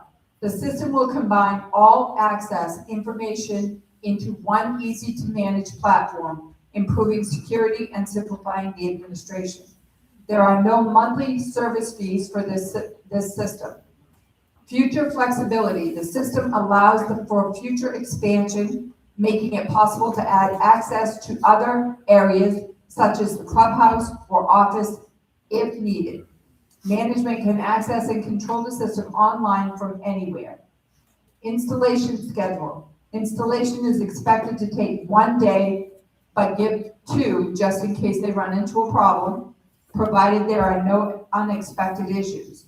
Work will include adjusting the gate so it swings inward, installing the new gate hardware and access devices, setting up the online access as well, and making sure fobs work. And so that's what I got so far. It wound up being together, the total, $3,914 for one and $2,000.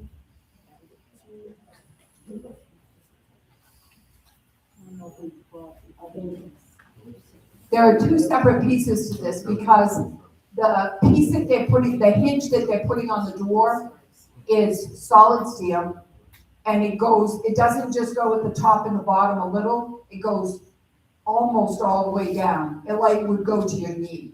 So it's gonna cover that whole thing, so we don't have to worry about it ever having to be replaced this other piece is $2,533.93. So together, it's less than $6,000. That's the only one that we have so far that can do what needs to be done, yes. We can still keep looking, but when we came to the community before, we talked about the fact that we had several people out there, most of the people wouldn't touch it. Because we wanted to make sure that the people that had barcodes would be able to access that gate going in and out. So we didn't have to put separate programs on each one. It needs to be one unit altogether. So this is the only one we found to date that can do everything all at once. So does it replace gate center? No, it doesn't have anything, it has to do with the barcode reader, and that way the barcode reader and the gate that you go in and out, the pedestrian gate. And then at some point, we're hoping to bring it up here, so the pool and the doors, that way we won't have people coming in and taking showers at a jump gate. Aww. So anyway, that's the update on the game. Have that, please, thank you. What we're gonna do next is we're gonna put all four of the resume, the people that have filled out resumes for the board to be on it for next year. We're gonna put them in a hat, and then that way we'll know where they go in order on the ballot and when they're put in the news and views for next month.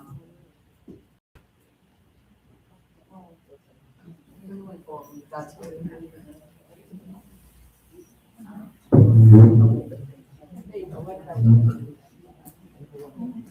We'll get it to work. And while we're waiting on that, is there a time frame for the pedestrian gate? We're gonna have you back. Actually, once we put them into place, we had already, as far as I knew, we had already voted on this.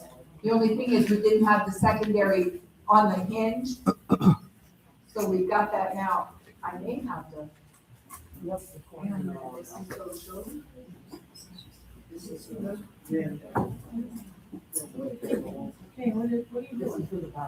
is for the placement on the ballot. This is how it has to be done, so there we go. There's more than one. There should be 4 in there, so. This is done the legal way. Yeah, that's the legal one.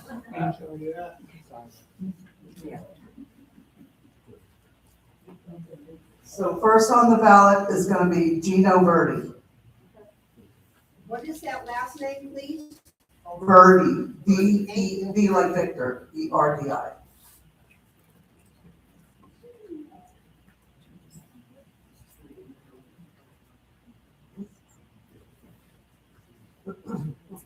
The next one on the ballot is gonna be Jane Randall. Who's that? What's that? That's her.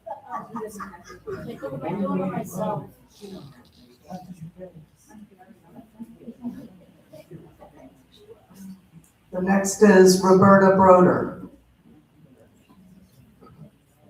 And so the last one's going to be Gladys Moore. That's it. I've got her.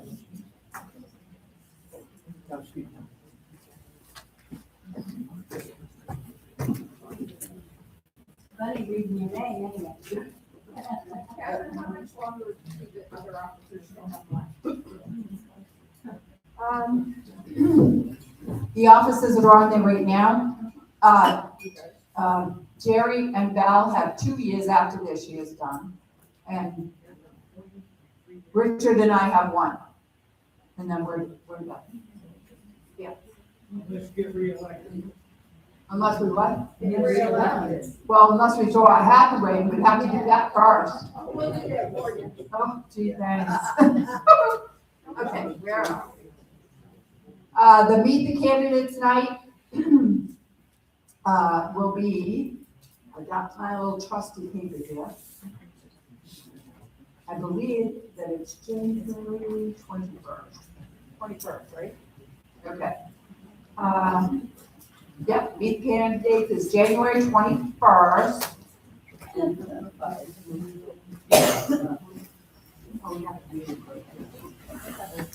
All right, so I make a motion, we have to make this motion. Motion to approve the listing of the candidates as they were drawn. I make that motion. Second. All in favor? Any discussion? Oh, any discussion? Now. All in favor? Aye. There we go.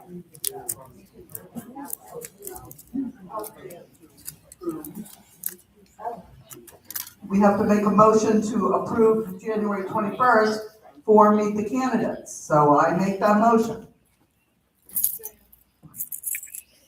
Any discussion? All in favor? Aye. Aye. Perfect. Okay, and then next is here.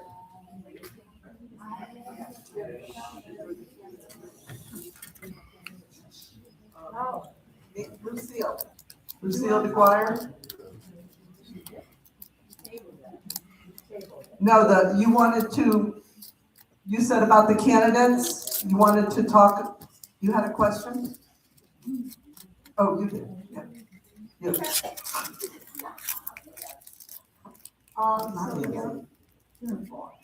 I'm glad it's getting into the news and views because I've been waiting to know a little more about the candidates.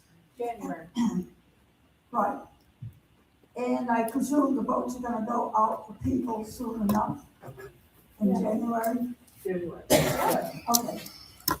I wanted to know the nominating committee, was there a nominating committee to, check out the candidates? There was not. Because, first off, because we only had two. You have to have at least three in order to be able to have committee. Didn't you have 4 people? No, two.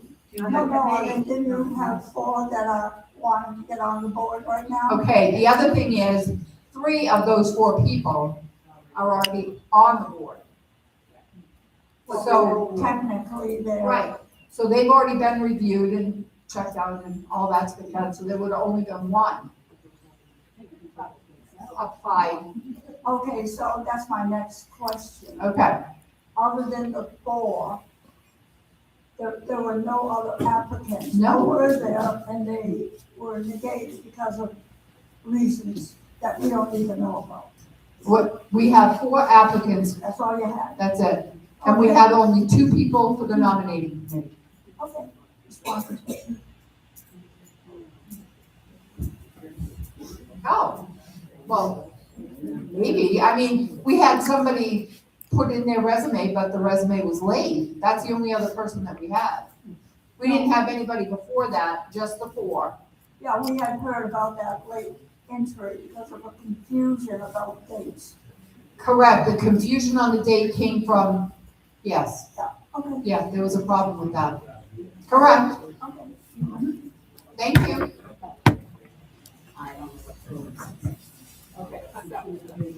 Susan Schaefer, Unit 3. My question is, please don't take offense. Jerry and Val were not voted in. You replaced them on, so why aren't they running again?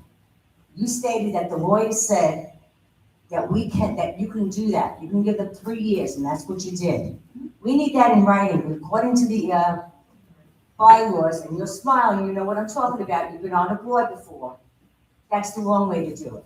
It's being Well, done it may be the wrong way illegally. to do it, but that's where the attorney The suggested. attorney, we need a letter from the attorneys telling us We that already that's have okay. one. We need to see it. Well, it was shared here at the board meeting. No, it wasn't. It was not shared. We need to see it. David shared that after we received the email. We will reshare that. We still have it. Because it's not right that you gave people 3 years at that time. We never got to vote them in. So they'll just sit around here, yet we have to vote for these other ones. And legally, it's wrong. That's all I have to say. Okay, well, we'll bring in that paperwork, or you can stop by the office and take a look at it. Okay, Okay, that's what I want. Thank you. okay. Jerry, the auditor.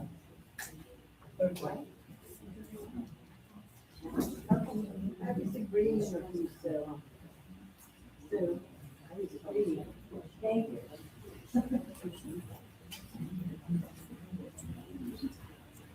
But no one can say that. Yeah.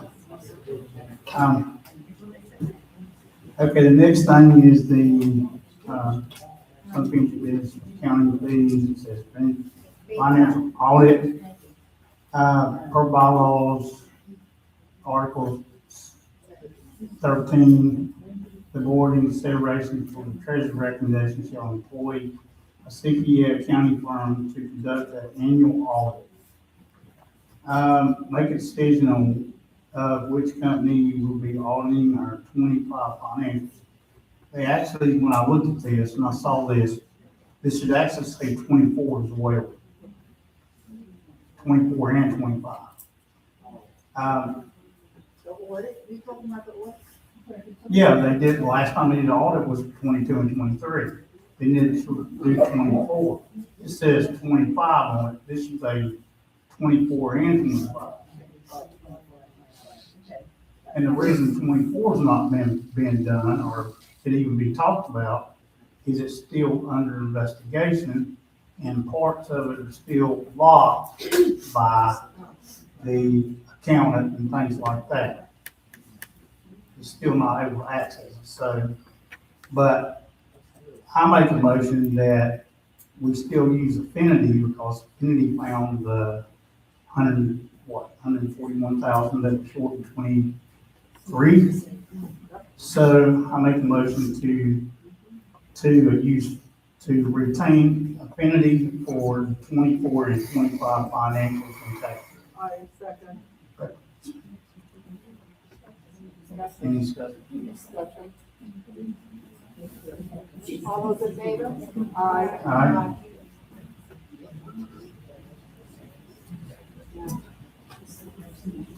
Director's report. Financial field.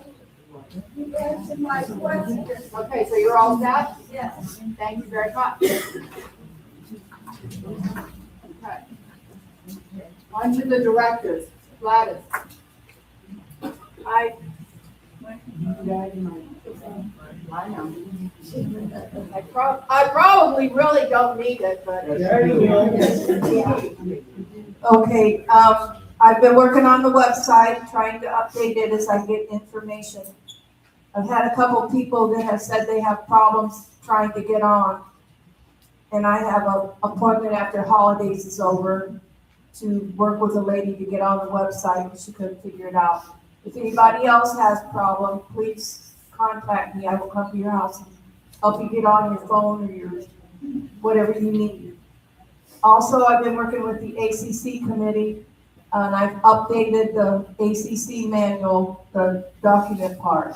So, is the master been updated yet? You have to just print it out, switch out the one that ended in 24th. I put the motion for 5/21/25, they added the solar panels and straightened it all out, and it's all done. Thank you. That's it. Thank you. You're welcome. Okay. Let's see. I worked with, thank you very much for doing all of that, Steve and Tracy. I don't have to do anything for the Community Development Committee, they already did it. The other committee I was at was the ABRC, although still fairly new and still working through some hurdles and wrinkles. I think they're doing a great job. They meet again tomorrow, and I look forward to that meeting. I think that's. You don't have another committee? Okay. Very good. Richard, any updates? Yeah, well, I'd like to speak to all the members. I'd like to start by thanking the over 200 well wishes I received from my fellow Brookridge residents / HOA members. To be more precise, at last count, it was 242 people.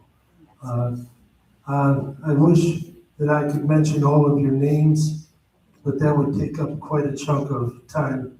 Just know that I'm very appreciative of all your wonderful thoughts and prayers during and since my hospitalization. I feel very blessed to have survived, and I'm learning how to continue living with this autoimmune disease.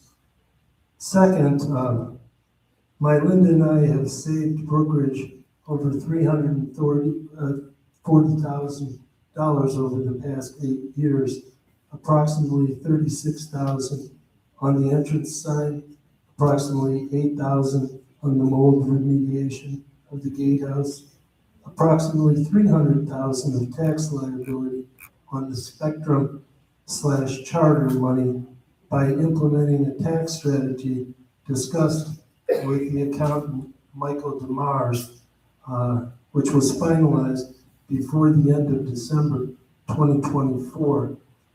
Also, the new administration building sign paid for with donated funds, we saved another $2,000, including the fact that I arranged and paid for its installation. As Vince Pizzo was let go, there was nothing else I could do.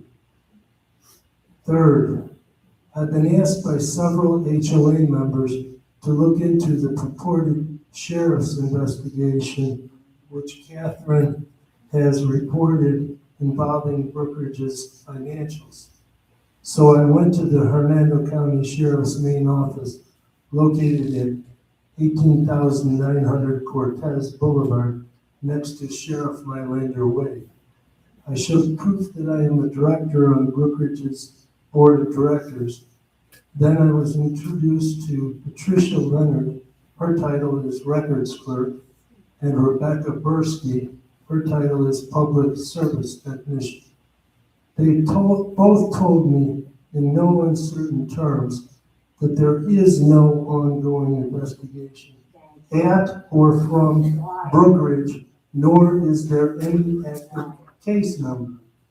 They told me to ask Catherine Lane in front of everyone at this meeting to provide this supposed investigation case number to our HOA members, because if there is an actual case number, she must have it available and be able to provide it immediately upon request.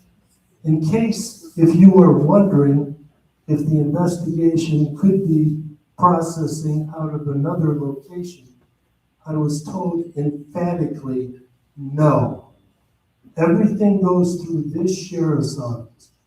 A question I have is, has any current member of this board refuted/denied that an ongoing investigation was in progress?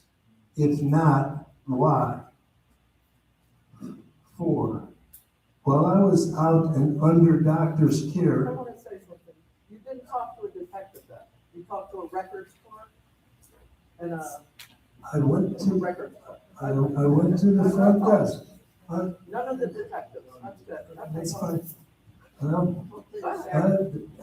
I'm just telling what. He just said he spoke with the records clerk. I gave titles, I have their Okay. cards. okay? Anyone that was at our crime watch, he was there.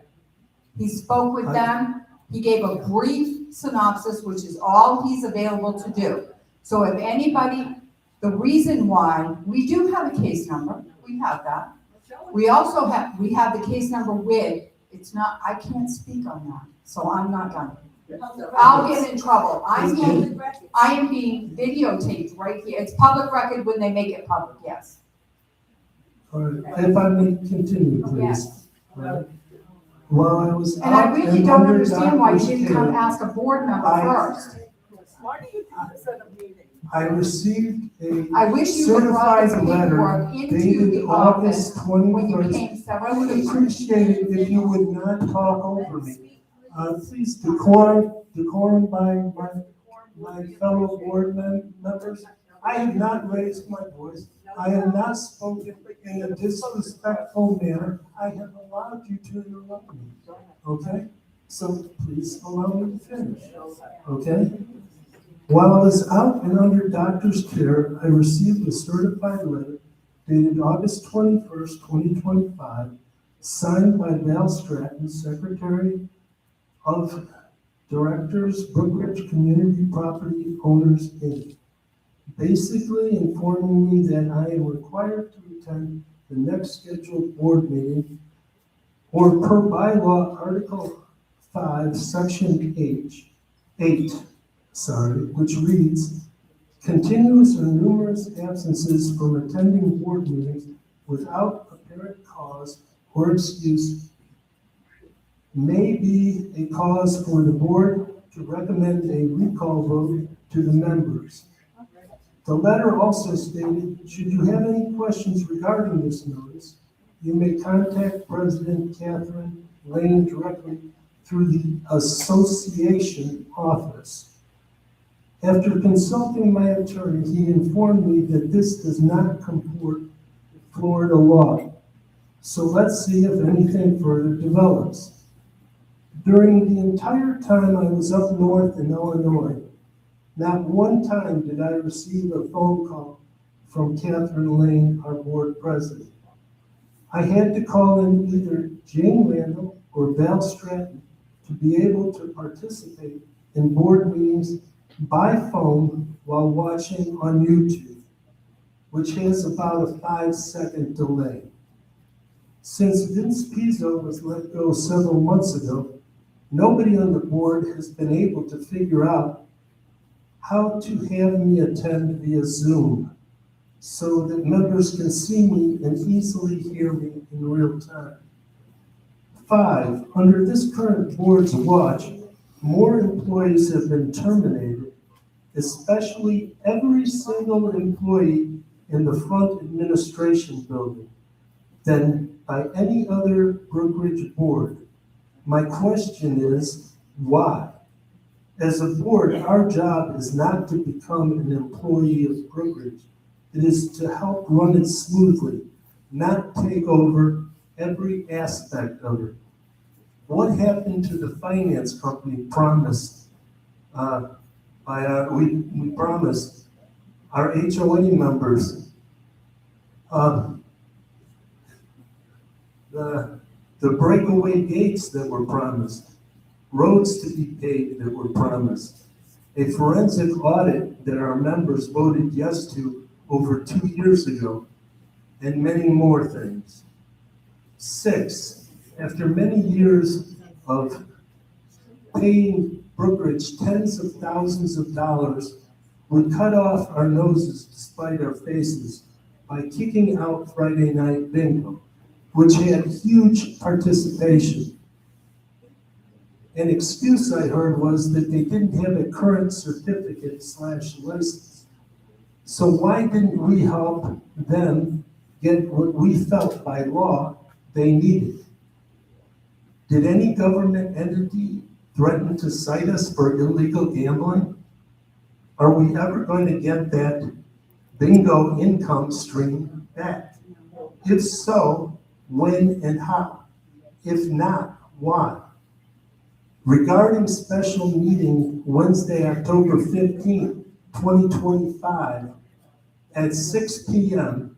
to vote on moving funds from reserve CDs to the operating accounts to sustain our community. These were 4x6 color and black and white printed cards. U.S. postage for postcards is 61 cents a card. Internationally, Canada, UK, it's $1.07. If you take 5% of the homes in international Canada or whatnot, that would be around $270 some dollars. And if you take 2008, around 800, you'd be at 1,720. You take postcards at about 15 cents a card, you'd get about $420. So that was a waste of, in the neighborhood of a little over $2,000. I have several more concerns, which I feel our members should be apprised of. I do understand Florida is an at-will employment state. However, there are laws such as the Americans with Disability Act and Family and Medical Leave Act that provide significant protections that can override at-will employment,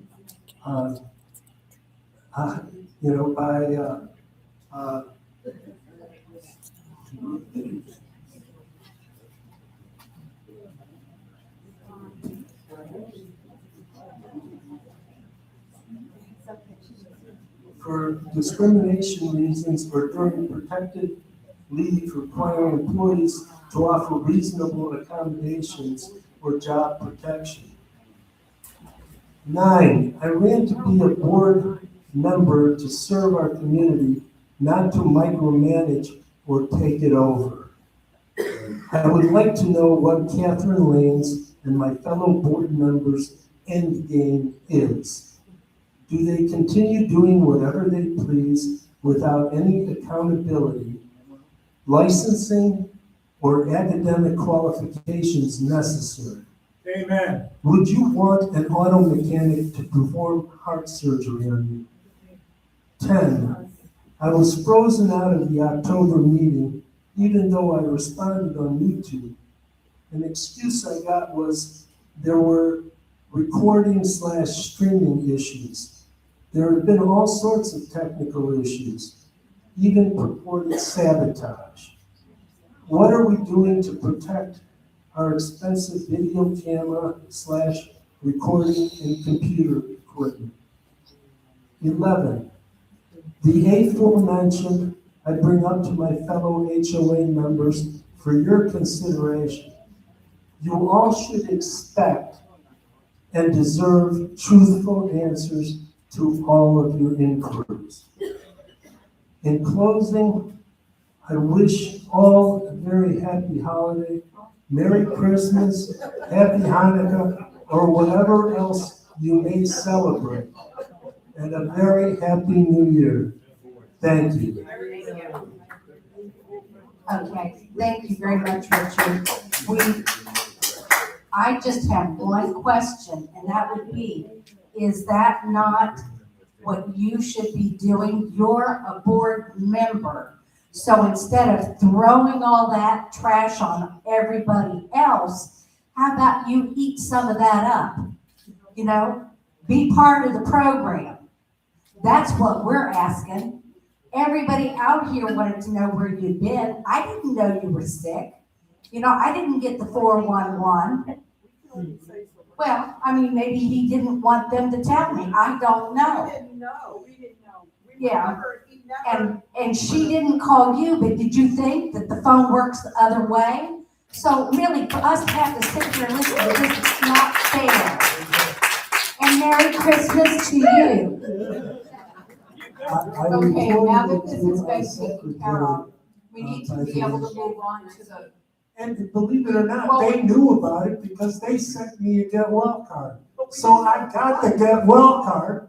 So that's not the truth then. If they say they didn't know it and they sent me a get well card. Okay, you know? So what's truth? What's truth here? Tell me what truth is. You all have drank the Kool-Aid. You've all drank the Kool-Aid. Can I speak? Susan Schaefer, Unit 3. I personally went to the sheriff's office to find out. And there is no case. I spent a half hour there. There is no, you didn't file anything. That was a scare tactic. That's just what you did. You slandered all the employees, making them think they were thieves, they stole. Who stole chlorine? It's all a bunch of bull. The truth will come out.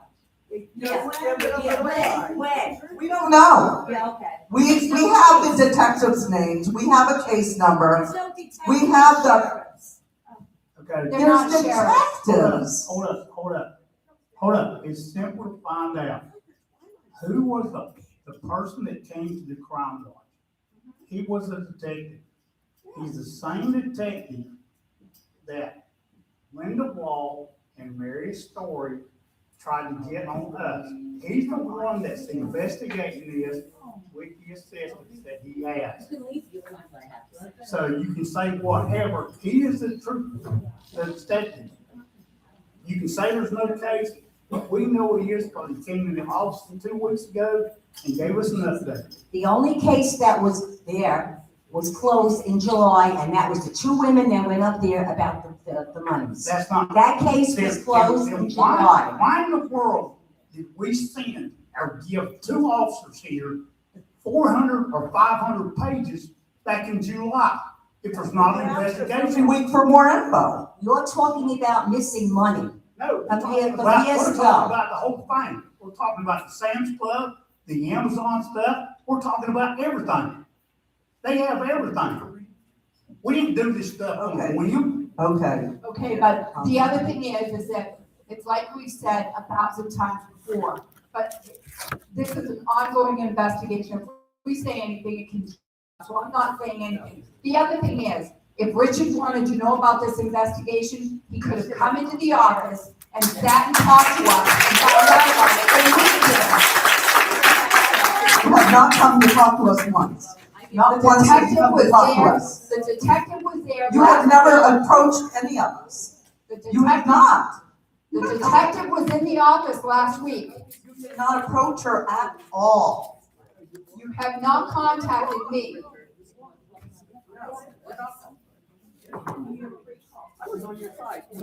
Okay, Did you so, see me we're all the gonna time move this along. when I come to the office? Are you at the office every single day?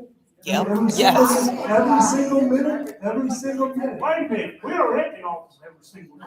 You have not come into the office since you've been here except once. I've been once and come in there and Maybe spend you 5 didn't. minutes. Okay, everybody, okay, everybody. And you don't even welcome me back when I do. No, Come on. Do we have somebody on YouTube? We have about 30 comments. My question is, if it's not in the form of a question, does it still need to be? Okay, that brings us to one. One question out of 30 Okay. is in the form of a question. They're all just comments. So I'm gonna try and find When that we get into member question. comments, we'll listen to them, you can read them off. You want me to? When we get to member comments, Oh. the question first. All right, the first question is, were we lied to? The second question, which is also in the form of a question, has Brookridge been paying insurance for the compound? It's an umbrella insurance that covers the compound, yes. Okay, now I think it's time to open up for member comments. Yeah. Okay, hang on, we're gonna take the ones online. Did you want to read them first? I can do it very. I'll go ahead and do the member comments very quickly from the top of the program. Where did the money come from for the awards and the parade? The next comment is donations. Then we have, no, this needs more discussion. Then we have, the pool seems to be more of a liability than the RV compound. Then we have, I agree about a pool too. Next, why don't they just get them to pay? Is there a place to put your RV? You have to prove you have insurance before you get a spot. That is what I was told. Yes, pay. Great idea, $50 a month. Brookridge shouldn't have to get insurance. The owners already have insurance on the RVs. Make them sign a legal waiver. They must be insured and Brookridge is not responsible. This needs more discussion. RV compound is not an amenity. Great option, pay the $50. Learn to negotiate with insurance company. Is this a free-for-all for those who are speaking this evening? Is Hilton still going to build behind rooms to go? Has Brookridge been paying insurance for the RV compound? I heard there were more applications. The attorney needs to be replaced. He's been here too long. No investigation? Let him speak. Is this a repeat? Repeat from 2 years ago? He has a right to speak as a board member. They have to let him speak. Way to burn it down, Richard. For a board member to clap like that is unbecoming. Shame on you. And then somebody said, adjourned. Okay, go ahead, Christian. Thank you. Yes, ma'am. I have two quick questions. Number one, time frame on getting the pedestrian gate fixed and secured. And number two, I haven't gotten any emails from Brookridge, and I've turned in my email a couple of times to the admin office, so. Okay, I can answer to the email thing. I know that I've spoken with Lucille as well and a couple other people. We have to do the ones that were put into a separate, and we don't know why. There were a couple of lists of emails that were closed off, they were blocked off. You couldn't use them. So every time you went in to add the email, it would say it was blocked. So you have to go over to this other list, make sure that you can get it out of that list, and you have to do these things one at a time, because it won't let you do a whole piece to it. So, this Brego thing has, well, don't worry, I'm looking. Who do I need to see at the admin building to get my email added? I'm working on those right now. Okay. I've got the whole list, there's like 486 of you, and you have to do it one at a time. And I will not put anybody above anybody else, you'll come on the list where you are. I hear you. And in the pedestrian gate, time frame on the pedestrian gate. Just as soon as I know the time frame, they're waiting for one more part, then they're gonna start, they said it would take 1 to 2 days to put it in, be up and going. Okay. Hi, Vivian Blair, Unit 4, just a comment to confirm that we do need a second gate. The other day, we were going out of Brookridge, and the school bus is now using that plaza to cut through, and he came across and blocked 3 lanes, 2 coming in, 1 going out. So we definitely need a second gate, that's all I'm saying, thank you. I heard that from And somebody else. Merry as well. Christmas. Merry Christmas to you. Karen Sutton, Unit 1, pickleball courts, the water fountain. Even if you do fix it, it does not cool the water. So it's not really usable, even when you fix it, because the water's, really warm coming out of there. So if you could look possibly into a cooler for that one, I don't know if that one can be a cooler put on it or not.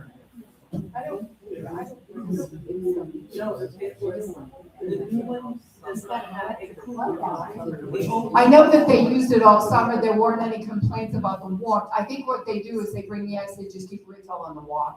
I don't know what they do. But I know we haven't received any complaints. And the reason why. Complaining. Oh, okay, I hear you. The reason why, we're gonna have it looked at and see what we can do about how it pulled up all that goodie, yeah. Okay. Jerry Kraft, Unit 1. I wanted to say something about that letter that you received. When we were going through the rules and regulations, there was a change that said if a board member missed a few meetings, the letter would go out by the secretary. So I didn't find that shocking. But the thing that bothers me is, you have the right to speak, Richard, but I feel like this is almost like a mutiny, and I really wish that you guys would get together privately and discuss your issues, because I'm real uncomfortable with a board member who wasn't here for quite a long time speaking this way. I think we just came to the point in our community where we're all coming together and finding unity, and we do not need a board member to cause this. However, I do say that you have a right to speak, and I would ask the board members to get the sheriffs in here. And I feel, not to discuss, I feel that they've been accused of being deceitful. And if that's the case, then they need to be dealt with. If it's not, then perhaps you should step down.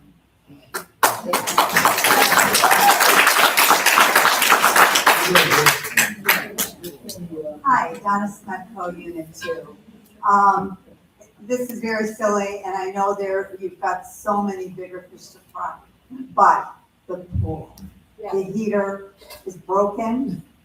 Is there any way that you can alert, I mean, the blurbs come out, we get your emails, I've always gotten them. Is there some way that you can give us all this attention to that as well? Explanation. It's just one of those things, again, it goes under the cracks. The community doesn't know about it. And again, I know you've got a lot on your plate, but we use the pool and. I hear that, but today we sat with the electrician. James made a couple of calls. What we found out were, we thought that it was the pool, that it was the heater pumps. It's not the heater pumps. It's working right now. We don't know how long. What we found out is that we need to have a new fuse box put in there because the ampage that it's pushing out is not enough. So it's going to continue to trip those. So what we've done is we've asked our electrician to give us a quote on that. So we'll know what that is.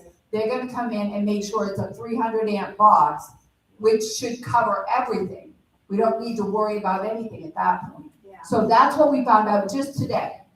So we're still working on prices, the electrician, everybody coming together, and how much it's gonna cost us to do that. I think it's just that there's been so many Band-Aids and Band-Aids and Band-Aids, and finally you're finding everything has to be starting to be replaced. And everybody in the community is like, oh, why are we doing that? But you realize it's been years.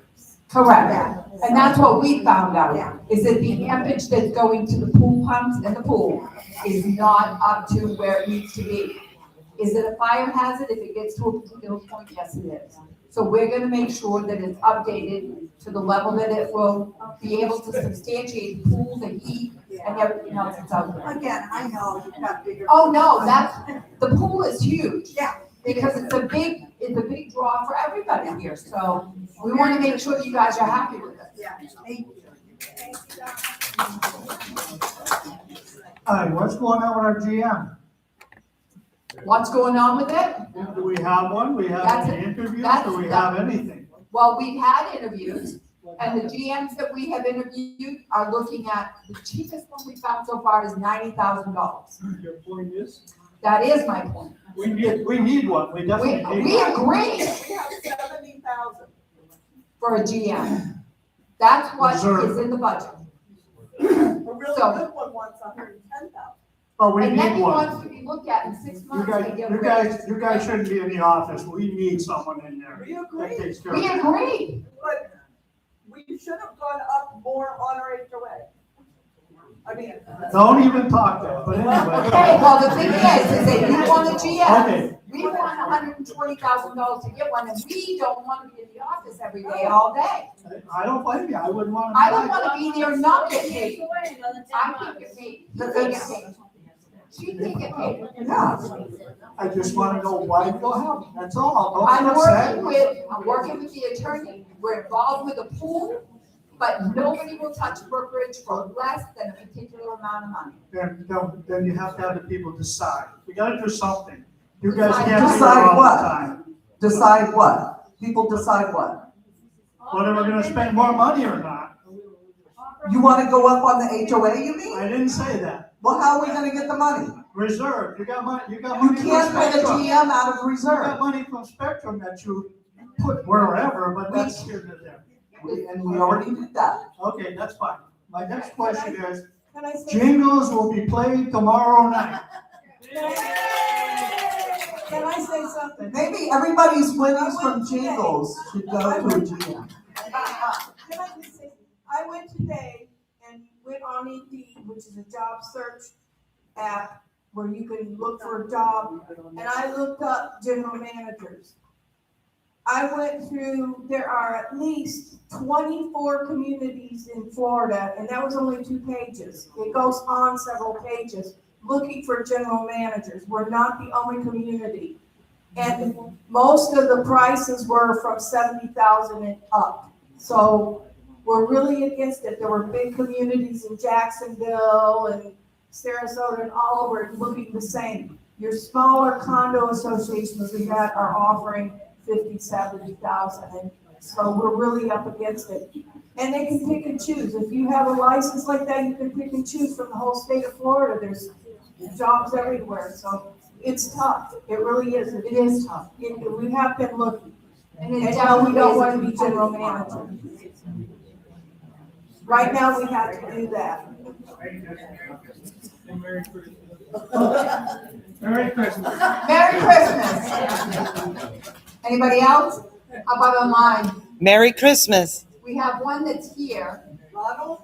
Ronald, are you still with us? Come on up. It was been said already. It's been said already? Okay. What The about gentleman on the- the end made his point. Okay. Very good. We're giving you the chance. What about the announcement I talked to you about? About the letters in the office.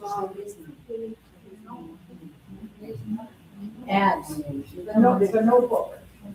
Oh.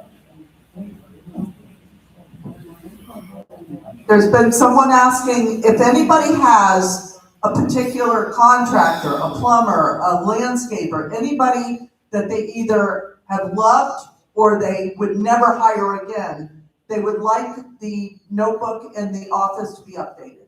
Because everything in there is very old, and we don't have any new companies that people have used and either found them to be not a good company or found that they like them very much. So if anybody has anybody that they've used, if you would come to the office, just take the 5 minutes, come to the office and fill out and put it in the notebook, that would be really helpful.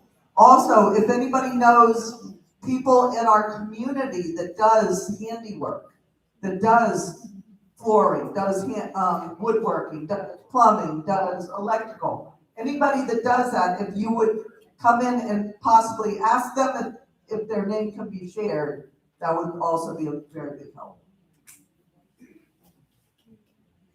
Okay, I need to rectify a mistake that went out. I've had a few people call because they didn't know what timeframes with the office was gonna be open, and we're closing the clubhouse and the office at 2:00 Christmas Eve day. Christmas Day, they will be closed, and then they will be back open on Friday. Same with New Year's. New Year's, well, I don't think it's, well, it might be 2. New Year's Eve is 2, and then we'll be closed New Year's Day, and then back open. Okay, everybody else out with that? And before everybody leaves, I want you to know that on the 22nd, which is Monday, we are having an employee appreciation, a luncheon, and everything will be closed for 2 hours. The office, the gates will be open. We're gonna have everybody here so that they can be appreciated and they'll get their lunch. And we will wish them all well for Merry Christmas and what have you. Yeah, these guys are really, really unbelievable. And unbeknownst to common, thought process, we have several people that live in this community that are absolutely unbelievable employees. And we just appreciate them so much. So we're gonna take care of that. So when the gates are up for that, it'll be from 11:30 to 1:30.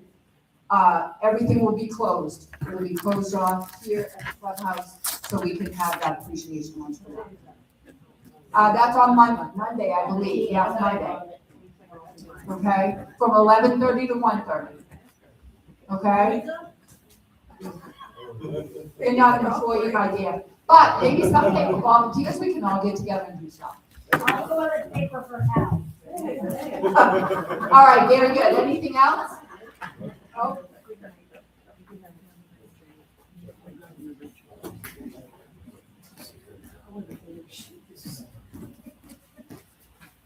Oh, well, Kelly just said that the clubhouse is open on New Year's Day, so I'm corrected. I thought they were closed as well, but apparently she won't be here, but the staff will be here. No, because there's jingles. Oh, there's jingles on that day. I thought that the clubhouse was closed. Yes. Okay, very good, then we're open. Clubhouse. Only. Vivian Clary, Unit 4. Yep. We were told that the clubhouse will be open on New Year's Day and jingles will be playing at 6:15, January 1st. Perfect. Anything else while we're right here? If not, it is 9:11 and I make a motion to adjourn the meeting. All those in favor, have a Merry Christmas, everybody, if I don't see you. See you next year. Merry Christmas, everyone.